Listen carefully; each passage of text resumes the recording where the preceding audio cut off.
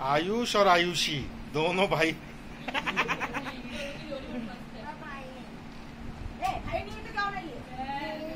भैया भैया अरे वो भाई नहीं बोल रही थी, मैं भाई नहीं हूँ।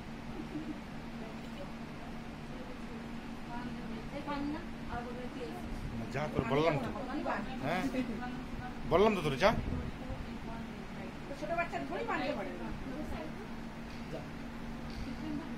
কতক্ষণ কিছু রাখবে भाई कुछ हो रहा है। आधे आई सादा खाई सब रखे थे चल खाले खाले खाले आकर आकर पूरा आकर आकर हाँ वेरी गुड। अच्छा ठीक है आराम से, कोई नहीं आराम से खा ले, पहले आराम से खा ले फिर पानी पीना। अरे ये तो तेरी हमारे এই মাংস কি খাবে তাহলে বড় মিষ্টি খাবে পেট ভরছে বলে আধা কাট শ্বশুর বাড়ি যাবি যখন আশীর্বাদ হবে তখন তো বাবা কত মিষ্টি খাবি তুই। अरे आयुषी दे मुझे में रख दे। नमस्कार आयुष भैया को नाम नमो करो आशीर्वाद दे चल समझी इसको।